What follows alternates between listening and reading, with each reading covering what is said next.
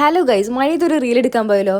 മഴയത്തല്ല, ശരിക്കും മഴ മാറിയ ശേഷം റീൽ എടുക്കാനാണ് ഉദ്ദേശിച്ചത്. പക്ഷേ ഇപ്പോഴത്തെ കാലാവസ്ഥ അനുസരിച്ച് മഴ മാറും എന്നുള്ള കാര്യത്തിൽ യാതൊരു പ്രതീക്ഷ എനിക്കില്ല. അതുകൊണ്ട് തന്നെ എടുക്കാൻ ഉദ്ദേശിച്ച റീല് മഴയത്ത് അങ്ങ് എടുക്കാൻ തീരുമാനിച്ചു. ഒരു ചേട്ടനാണെങ്കിൽ അവിടെ നിന്ന് മീനൊക്കെ പിടിക്കുന്നുണ്ടായിരുന്നു. അങ്ങനെ ഞാനും എൻ്റെ ഈ രണ്ട് ബ്രദേഴ്സും കൂടെ നമ്മൾ നേരെ കൊച്ചിൻ ഇന്റർനാഷണൽ എയർപോർട്ടിൻ്റെ ബാക്ക് സൈഡിൽ പോയിട്ട് റീൽ എടുക്കാൻ വേണ്ടി പ്ലാൻ ഇട്ടു. നമ്മൾ നേരെ അവിടെ തന്നെ എത്തിയിട്ടുണ്ടായിരുന്നേ. നമ്മളവിടെ എത്തുന്ന സമയം വരെ മഴയൊന്നും പെയ്തിട്ടില്ല. അങ്ങനെ ഏതോ ഒരു ജാതിത്തോട്ടത്തിൻ്റെ ഫ്രണ്ടിലും നേരെ ഓപ്പോസിറ്റ് കാണുന്നത് കൊച്ചിൻ ഇന്റർനാഷണൽ എയർപോർട്ടും കൂടെ ആയിരുന്നു കേട്ടോ. അതാണ് ഈ ഒരു വ്യൂ. നമ്മളവിടെ എത്തിയ കറക്റ്റ് സമയത്ത് തന്നെ ഏതോ ഒരു ഫ്ലൈറ്റ് ലാൻഡ് ചെയ്യുന്നുണ്ടായിരുന്നേ. റീൽസ് എടുക്കാൻ വേണ്ടിയിട്ട് വന്ന ഞങ്ങൾ ഓരോ ഫ്ലൈറ്റ് കാണുമ്പോഴും അതിന്റെ പുറകെ വായി നോക്കി അങ്ങോട്ട് നോക്കി നിൽക്കുമായിരുന്നേ. ആ ഒരു സമയത്ത് മഴയെല്ലാം കുറവായിരുന്നു. എങ്കിൽ ഫ്ലൈറ്റ് എല്ലാം പോയി കഴിഞ്ഞിട്ട് എടുക്കാമെന്ന് വിചാരിച്ച് ഞങ്ങൾ എടുത്തു തുടങ്ങിയപ്പോഴേക്കും മഴ അങ്ങ് പെയ്യാൻ തുടങ്ങിയിട്ടുണ്ടായിരുന്നേ. And this is how it's ends. എന്താ സംഭവിച്ചതെന്ന് ഞങ്ങൾക്ക് പോലും അവിടെ അറിഞ്ഞൂടാ. എടുക്കാൻ ഉദ്ദേശിച്ച് റീലും എടുക്കാൻ പറ്റിയില്ല. പിന്നെ എന്തൊക്കെയോ അവിടെ കിടന്ന് കാണിച്ചു കൂട്ടി.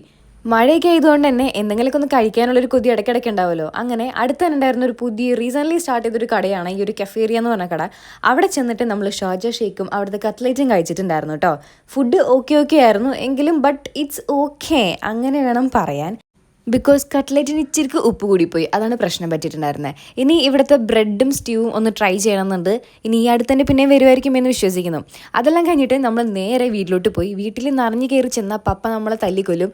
അതുകൊണ്ട് തന്നെ എങ്ങനെയെങ്കിലുമൊക്കെ കുറച്ചൊന്ന് ഉണങ്ങിയ ശേഷമാണ് വീട്ടിലോട്ട് പോയത്.